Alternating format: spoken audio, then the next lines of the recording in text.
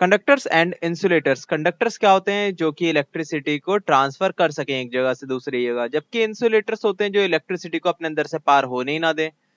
तो electricity can travel through some materials but not through all, कि कुछ चीजों से इलेक्ट्रिसिटी पास हो सकती है, मतलब इलेक्ट्रॉन ट्रांसफर हो सकते हैं, जबकि बहुत सारी ऐसी चीजें हैं जिनसे वो नहीं ट्रांसफर हो सकते। Materials that allow electricity to pass through them are called electrical conductors, conduct कराने वाले, ठीक है। Conductors include all metal such as iron, copper, silver, aluminium etcetera and water. ये सारी चीजें कंडक्ट कराती हैं इलेक्ट्रिसिटी को। Materials that do not allow electricity to pass through them are called insulators, जैसे कि plastic, rubber, glass, wood etcetera are good insulators. That is why metal wires are covered with plastic. इसीलिए metal के wires को plastic से cover कर लिया जाता है, क्योंकि प्लास्टिक तो नहीं कराता ना conduct. The plastic makes the wire safe to touch because the electricity cannot travel through the plastic. Water is considered as a good conductor of electricity because it contains mineral ions that allow the electricity to flow through the water. बोल रहे हैं कि पानी को जो ना अच्छा conductor माना जाता है इलेक्ट्रिसिटी का। पर पानी भी दो तरह के आते हैं, एक होते हैं वो वाला पानी जो कि नॉर्मली हम पीते हैं, जिसके अंदर थोड़ा सा मिनरल ऐड होता है, ठीक है। मिनरल मतलब कि मेटल्स वगैरह के पार्टिकल्स ऐड होते हैं उसके अंदर से। जैसे आयरन होता है थोड़ा सा उसके अंदर, कॉपर और एल्यूमिनियम, जिंक, बहुत सारी चीजें ऐसी होती है जो मिक्स होती हैं उसके अंदर आपके, जो पानी आप पीते हैं, ठीक है। उसके अंदर थोड़ा सोडियम भी होता है, थोड़ा से अलग अलग तरह के कंपाउंड्स होते हैं जो कि आयंस के रूप में होते हैं, मतलब कि उनके अंदर जो है ना एक इलेक्ट्रॉन जो है, अ, उसकी कमी होती, मतलब कि वो जो कि इलेक्ट्रॉन एक छोड़ देता है फ्री उसके अंदर जाने के लिए, वही इलेक्ट्रॉन जो है ना आगे पीछे ट्रेवल कर जाते हैं आसानी की वजह से, आसानी से पानी के अंदर। इसलिए बोलते हैं कि इलेक्ट्रिसिटी फ्लो आसानी से कर जाता है पानी के अंदर में। जबकि जो आपके डिस्टिल्ड वाटर होता है, डिस्टिल्ड वाटर क्या होता है? बिल्कुल साफ सुथरा पानी, उसमें जरा सा भी आयंस वगैरह नहीं होगा किसी तरह का, बिल्कुल क्लियर वाटर होगा वो। उसके अंदर जो है अच्छे से आपकी इलेक्ट्रिसिटी फ्लो नहीं होगी, वो एज ए इंसुलेटर काम करेगा, ठीक है। तो नॉर्मल जो आप पानी देखते हैं ना वो कहीं ना कहीं तक मिनरल वाटर होता है जो कि आसानी से फ्लो करा जाता है, और उसके अंदर मिनरल्स और बढ़ा देंगे जैसे कि यूरिन वगैरह हो, या फिर उसके अंदर सॉल्ट मिक्स कर दें, तो वो और भी अच्छे तरीके से इलेक्ट्रिसिटी को फ्लो कराएगा अपने अंदर, क्योंकि आयंस उसके अंदर पहले से भी ज्यादा होंगे। क्या लिख रखा है यहाँ पे? But distilled water can not be considered as a conductor of electricity because all the minerals passed out from the water through distillation and it will not let the electricity flow through. आगे बोल रहे हैं, do you no, देखिए यहाँ पे ये तस्वीर दिखा रखी है कि अंदर मेटल के वायर हैं जो कि कंडक्टर आ रहे हैं इलेक्ट्रिसिटी, बाहर जो है इनको बचाने के लिए कवरिंग है प्लास्टिक की। वैसे इनको बचाने के लिए नहीं, इनको कोई छू ना ले उस इंसान को बचाने के लिए। आगे हैं, डू यू नो में, water containing minerals such as calcium and magnesium cannot be used in the batteries because it causes the blockage of pores and coating plates which can decrease the lifespan of batteries. Therefore distilled water is used in batteries because it does not contain minerals. कह रहे हैं कि batteries जो आती है ना, बड़ी बड़ी गाड़ियों की बैटरीज वगैरह, या फिर घर के इन्वर्टर में जो लगी होती हैं, उन बैटरीज के अंदर पानी डालते हैं हम ताकि उसके अंदर का इलेक्ट्रोलाइट अच्छे से मिक्स हुआ हुआ रहे। पर ये पानी, ध्यान रहे, हम टैप वाटर या फिर नॉर्मल जो मिनरल वाटर होता है ना वो नहीं डाल सकते, इसके अंदर डिस्टिल्ड वाटर ही डालना पड़ता है ताकि इसके जो अंदर का जो एक तय मात्रा में आयंस तैर रहे हैं ना, उनकी अमाउंट बढ़ या घट ना जाए। और भी बहुत सारे इक्विपमेंट्स होते हैं अंदर जिसे वो डैमेज कर सकता है, इसलिए डिस्टिल्ड वाटर रखते हैं इसके अंदर, ठीक है। आगे क्या बोल रहे हैं एक्टिविटी में, कह रहे हैं कि एक बल्ब ले लिए, एक बैटरी ले लिए, दोनों को तार से कनेक्ट करिए, ठीक है। अब तार से कनेक्ट करेंगे तो जाहिर सी बात है बल्ब जलेगा ही जलेगा, पर इस तार और बल्ब के बीच में आपने अलग अलग चीजों को इंट्रोड्यूस कराइए। इसके अंदर आप रखिए रबर, लकड़ी, पेपर, कुछ और प्लास्टिक वगैरह, इन सब से पार नहीं होगी बिजली। जबकि आप यहाँ पे कॉइन रखेंगे तो बिजली पास होगी, बल्ब जलेगा। यहाँ पर आप जो है पेंसिल का बीच का हिस्सा होता है ना, उसकी लेड जो होती है, मतलब बीच का जो पार्ट होता है उसको ग्रेफाइट का बना हुआ ब्लैक कलर का, तो उससे भी पास करेंगे तब भी हो जाएगा, तब भी बल्ब जल जाएगा आपका मेरे ख्याल से, मतलब इतनी अगर उसने कंडक्ट करा दी तो बहुत सारी चीजें आपकी जो है ना आसपास में पड़ी हुई चीजें, वो कंडक्टर होती हैं इलेक्ट्रिसिटी की, तो कुछ नहीं भी होती। तो उसका आप पता लगा सकते हैं इस टेस्ट से। आगे बोल रहे हैं, do you know the danger sign is displayed on electric poles, power station and near cable carrying high voltage so as to caution people to stay away from the place as an electric shock can even kill a person। के जो भी electric equipments होते हैं, बड़े बड़े wires वगैरह होते हैं जिसके अंदर से इलेक्ट्रिसिटी पास हो रही होती है, तो वहां पर डेंजर का साइन लिखा होता है। और क्यों लगा होता है ये तो आपको पता होना ही चाहिए, क्योंकि इंसान मर सकता है भाई छूने से उसको। आगे बोल रहे हैं precautions against hazards of electricity. अच्छा यहाँ पे बोल रहे हैं हाई वोल्टेज। हाई वोल्टेज आपको पता नहीं क्या होता है, वैसे शायद अभी नहीं पता होगा, बाद में धीरे धीरे पता चल जाएगा। देखिए वोल्टेज बोलते हैं हाई पोटेंशियल, तो उसका नापने का जो है ना एक यूनिट है वोल्टेज, ठीक है। अ, बोलते हैं कि हाई वोल्टेज मतलब कि हाई पोटेंशियल है उसके अंदर कुछ काम करने का। पोटेंशियल का आप ये समझिए कि आपने एक रबर बैंड को खींचा, ठीक है, मान लेते हैं कि ये आपका एक रबर बैंड है, आपने इतना खींचा है उस रबर बैंड को, ठीक है, ऐसे है मान लो एक रबर बैंड इतना खींच लिया आपने नॉर्मल से रबर बैंड को। तो अभी इसके अंदर ज्यादा पोटेंशियल नहीं, थोड़ा सा पोटेंशियल है, इसे आप छोड़ेंगे तो वापस चिपकेगा आगे। अब इसी रबर बैंड को आपने इतना खींच लिया तो अब ज्यादा पोटेंशियल आ गया ना इस वाले में, इसी सेम रबर बैंड को ज्यादा खींचने से ज्यादा पोटेंशियल इसके अंदर आ गया। अब आप छोड़ेंगे तो बहुत एनर्जी इसके अंदर जाके चट से लगेगा किसी चीज पे, और इसी चीज को इतना खींच लिया इसी रबर बैंड को आपने, तो अब और ज्यादा पोटेंशियल एनर्जी इसके अंदर आ गई और ज्यादा तेज लगेगा छोट। तो वैसे ही होता है पोटेंशियल इलेक्ट्रिसिटी के मामले में, कि आपका जो है ना दो पॉइंट्स के बीच में इलेक्ट्रॉन्स का कितना गैप है, इस जगह पे इतने इलेक्ट्रॉन है, यहाँ पे दो इलेक्ट्रॉन है, तो ये वाले इलेक्ट्रॉन इधर जाना चाहेंगे, काफी जाना चाहेंगे, पर जाना चाहते हैं पर बहुत ज्यादा भी नहीं जाना चाहते। मान लिया कि यहाँ पर जो है ना अब ज्यादा इलेक्ट्रॉन है, पहले से भी ज्यादा। अब क्या है, अब यहाँ के इलेक्ट्रॉन ज्यादा जाना चाहते हैं वहां पे, क्योंकि कॉन्सेंट्रेशन हर जगह बिखरना चाहती है ना एक जैसे तरीके से। तो ये भी अब ज्यादा कोशिश कर रहे हैं कि भाई यहाँ तक चले जाए कैसे भी करके। तो जैसे ही आपको ये मीडियम प्रोवाइड कराएंगे ना एक जगह से दूसरी जगह की, मान लीजिए कि एक बॉक्स है इसके अंदर इतने इलेक्ट्रॉन है और ये एक बॉक्स है इसके अंदर इतने इलेक्ट्रॉन है, तो यहाँ से भागकर इधर जाना चाहते हैं इलेक्ट्रॉन, ठीक है। तो ये जाना चाहते हैं ना, तो कितनी एबिलिटी से जाना चाहते हैं उसी चीज को बोल देते हैं पोटेंशियल। मान लीजिए कि और ज्यादा यहाँ पे बढ़ा दूं मैं, बहुत ज्यादा इलेक्ट्रॉन्स को एक जगह इकट्ठा कर दूं, बांध दूं यहीं पर ही, वो चाहते हैं कि भाई से यहाँ से भाग जाए कहीं पे भी। तो सामने जब वो देखेंगे ना कोई भी रास्ता यहाँ से निकलने का, तो उस रास्ते को पकड़ के वो भागे जाएंगे। दोनों जगह पे एक कंडक्टर आप बिठा देंगे तो कंडक्टर से पास हो जाएंगे, इलेक्ट्रिसिटी पास हो जाएगी यहाँ से। तो इसी चीज को हम करंट बोल देते हैं। वो पैदा कैसे होता है, इलेक्ट्रिक पोटेंशियल से। यहाँ पे पोटेंशियल मिल गई ना, उसको एक एनर्जी मिल गई कि भाई ये जाना चाहता है, इसको इच्छा मिल गई उस जगह जाने की, तो बस ये चले आएगा इलेक्ट्रॉन इधर से उधर।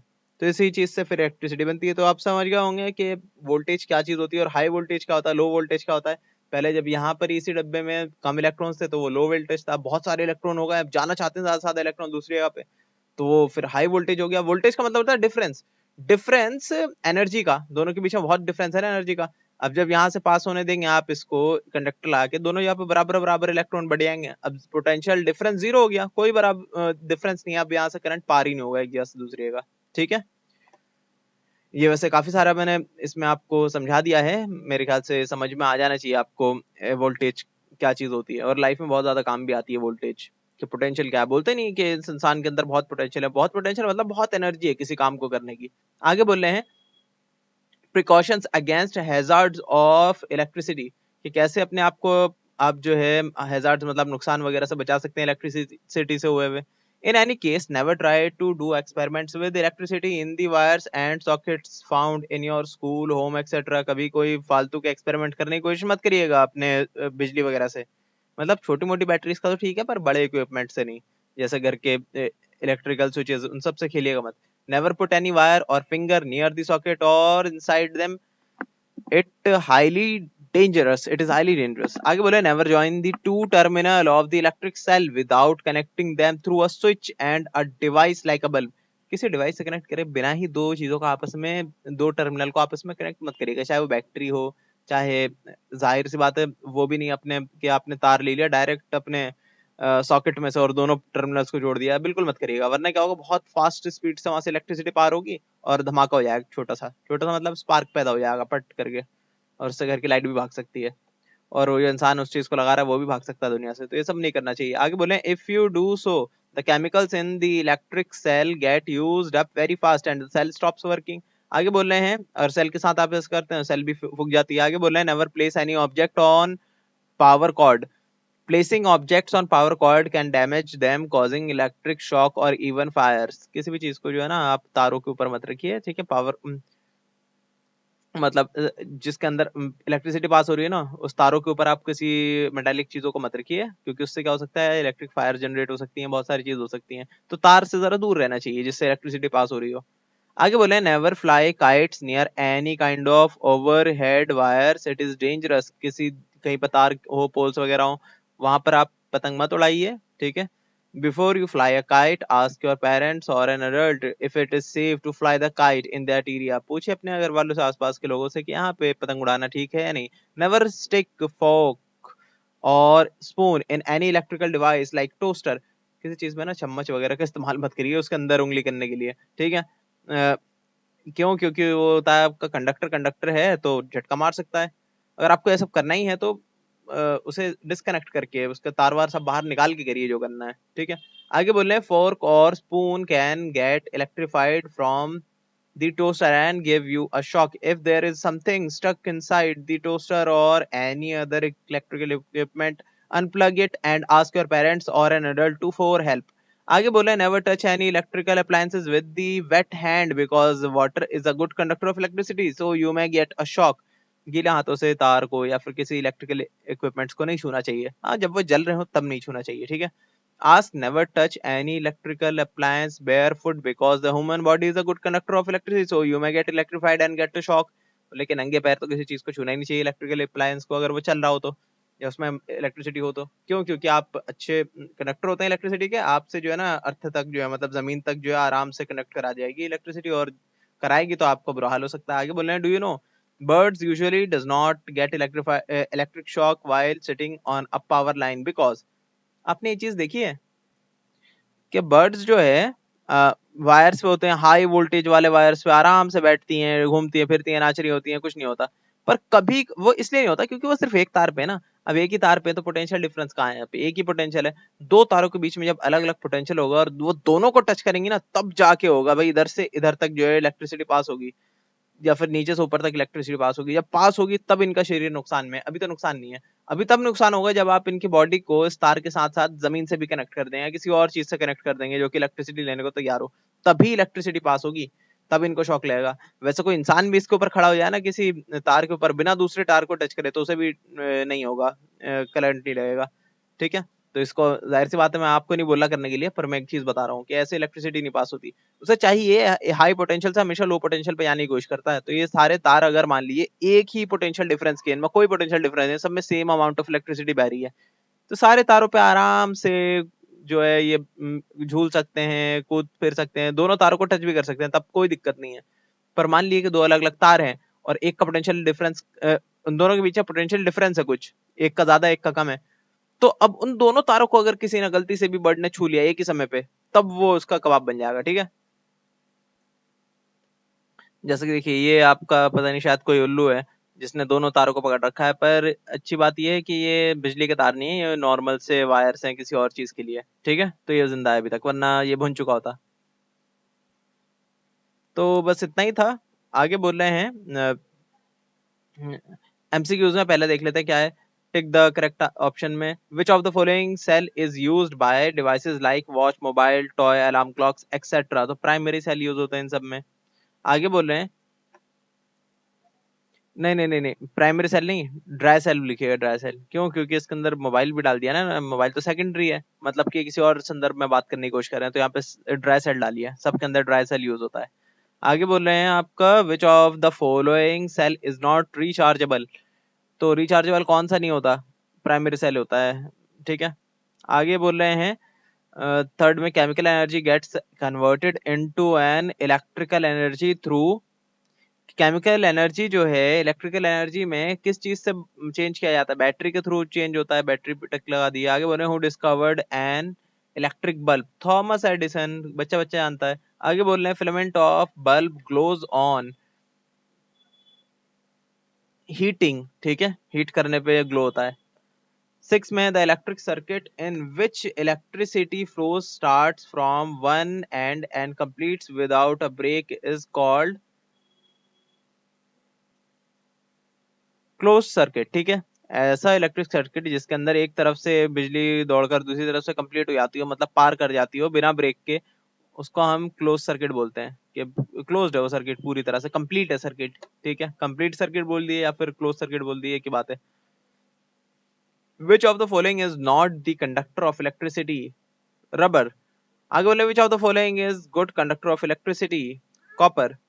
Fill in the blanks. A cell has dash and dash terminals, positive and negative terminal. A dash consists of zinc casting and carbon rod with a brass cap at its center. तो dry cell है ये इसका answer, ठीक है. The cell which can be recharged are called secondary cells. Tungsten is generally used for making filament of bulb. A complete pathway for the flow of electric current is known as circuit. ठीक है. Uh, Materials in which electricity can travel through are called conductors. Materials that do not allow electricity to flow through them are called insulators. True and false है. पहला है आपका a cell has only one terminal which is positive in nature. False. ऐसा नहीं है, दोनों terminal होते हैं उसके अंदर. आगे बोल रहे हैं solar cell is an example of secondary cell. True, सही बात है ये. आगे है द, क्योंकि बार बार रिचार्ज होता है ना सोलर सेल, तो एक बार मतलब धूप पड़ती रहती है, वो रिचार्ज भी होता है, साथ ही साथ डिस्चार्ज भी होता रहता है, वो सारी एनर्जी को भेजता रहता है आगे ट्रांसमिशन लाइन से, वो फिर घरों को देती है बिजली वो. आगे बोल रहे हैं the bulb is filled with N inert gas like nitrogen.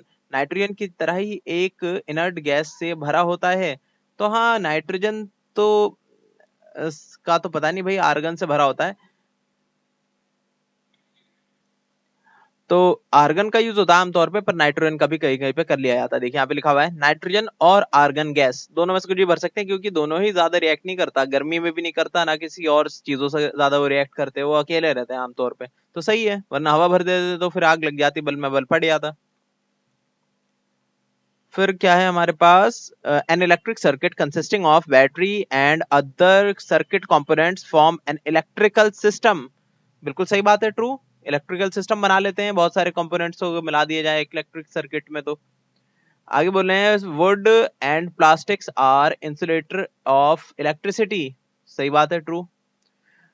Copper is a good example of non conductor of electricity. False, क्योंकि ये तो कंडक्टर है. आगे है distilled water is a conductor of electricity. False, distilled water तो insulator है एक तरह का, मतलब कंडक्ट नहीं कराता इलेक्ट्रिसिटी को. आगे बोल रहे हैं short answer type question, what is an electric circuit.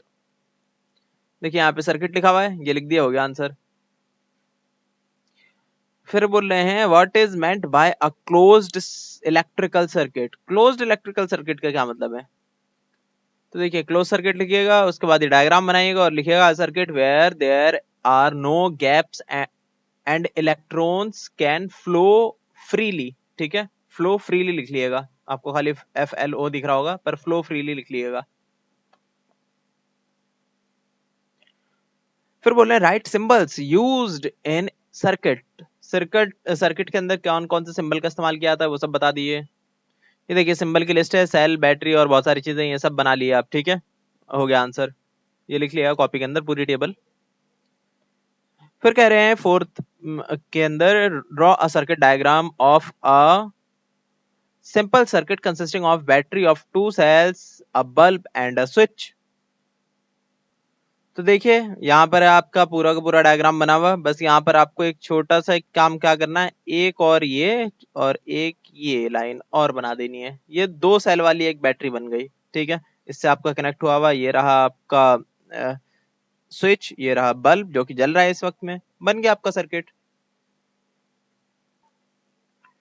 फिर क्या बोले, wire electric wires covered with plastics. क्यों कवर कर रखा होता है प्लास्टिक से इलेक्ट्रिकल वायर्स को. देखिए यहाँ पे इसका आंसर बोल रहे हैं, यहाँ पे plastic, rubber, glass, wood etcetera are good insulators, that is why metal wires are covered with plastic. The plastic makes the wire safe to touch because the electricity can not travel through the plastic. बस इतना लिख लिया, इतना मैंने बताया, answer हो गया आपका. Long answer type questions. पहला आपका define the functioning of a dry cell. कैसे काम करता है ड्राई सेल, बस आप यहाँ से लिखना शुरू करिए. A dry cell consist of zinc casting. के बाहर होता है जिंक कास्टिंग, अंदर होता है आपका जो है ब्लैक पाउडर होता है, उसके अंदर कार्बन की रॉड होती है, ऊपर उसका एक टर्मिनल होता है, और साइड में क्या होता है, ये भरा होता है आपका एक अलग तरह का सब्सटेंस. ठीक है, अमोनियम क्लोराइड होता है ये व्हाइट व्हाइट कलर का जो पार्ट है, और बीच में जो ये वाला पार्ट है ब्लैक कलर का, ये होता है मैंगनीजियम, वो मैंगनीज डाइऑक्साइड. ठीक है, तो ये आपस में ये रिएक्शन कर रहे होते हैं, ये आपस में एक्सचेंज कर रहे होते हैं इलेक्ट्रॉन. ठीक है, और कैसे कैसे करते हैं, यहाँ से इलेक्ट्रॉन निकलकर, मतलब यहाँ से तो नहीं, नीचे वाले पार्ट से इलेक्ट्रॉन निकलकर जाता है आपको ऊपर वाले पार्ट में, इस कार्बन के रॉड तक. तो क्या बोले, in a dry cell the electric current flows from carbon electrode to zinc electrode. ठीक है, अगर हम इलेक्ट्रिक फ्लो की बात करें तो उल्टे डायरेक्शन में होता है ना, तो ये आपका एक कार्बन रॉड से ऐसे घूमता हुआ नीचे की तरफ आएगा इलेक्ट्रिसिटी। ठीक है, इलेक्ट्रॉन्स नहीं। तो आप लिख लिया पूरा, यहाँ से लेकर ड्राई सेल तक से लेके इलेक्ट्रोड तक, ये पूरा लिख लिया, हो गई वर्किंग आपकी ड्राई सेल की। और इस ड्राई सेल का आप जो है फिगर भी बना लिएगा पूरा। सेकंड क्वेश्चन है, बोले हैं draw a label diagram of bulb. तो देखिए ये रहा लेबल डायग्राम, सारी चीजें आप लिख लीजिए, हो गया आपका एक पूरा बल्ब का डायग्राम। देखिए इसका एक टर्मिनल ये बाहर से है ना, कोटिंग जो है ये, मतलब कोटिंग नहीं, इसको बोलेंगे एक शेल। शेल के ऊपर जो है ना टच होता है एक टर्मिनल, जैसे आप होल्डर में लगाते हैं तो उससे टच हो जाती है वो चीज, इलेक्ट्रिसिटी जहां से पास होती हुई ऐसे गुजरते हुए इधर पूरे लाइन से और गुजरते हुए बाहर आ जाती है सीधे इस तक। ये पॉइंट देख रहे हैं, पॉइंट पॉइंट भी टच होता है पीछे आपका बल्ब के होल्डर में, और यहाँ से इलेक्ट्रिसिटी पास हो जाती है। ठीक है, ऐसा काम करता है बल्ब आपका एक नॉर्मली। अब इसके अलग अलग डिजाइन भी आते हैं, फिलहाल ये सबसे मोस्ट कॉमन डिजाइन है जो कि काम करता है नॉर्मली बल्ब में।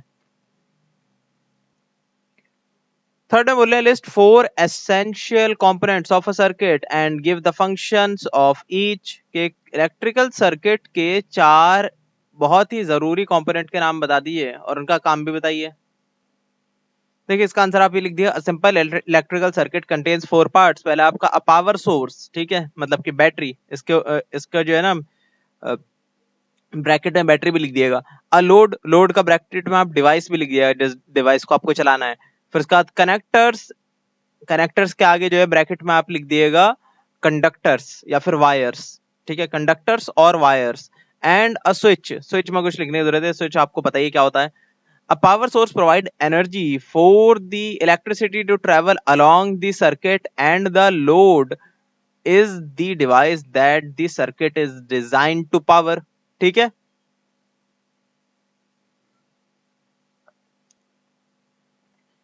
इतना तो लिखिएगा, ये साथ में ये लिख लिएगा, a switch to control the current and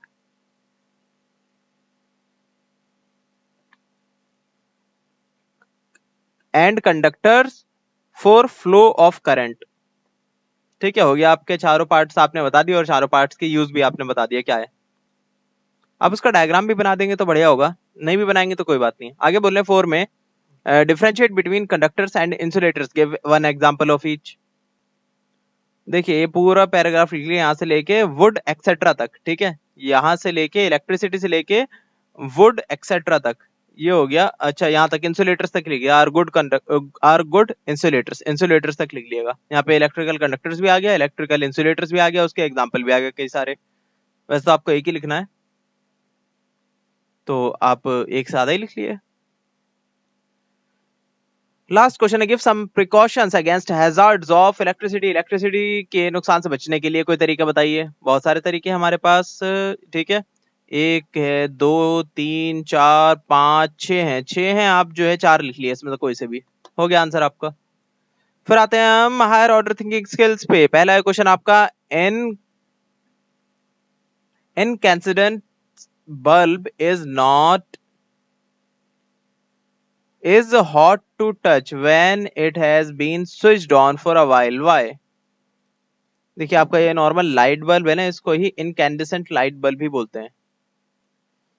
वैसे इनकैंडिसेंट का जो मीनिंग होता है ना, यहीं पे आपका जवाब छुपा है कि इनकैंडिसेंट का मतलब होता है वो लाइट बल्ब जिसे हीट आप करेंगे ना, हीट करेंगे तो वो रोशनी छोड़ेगा।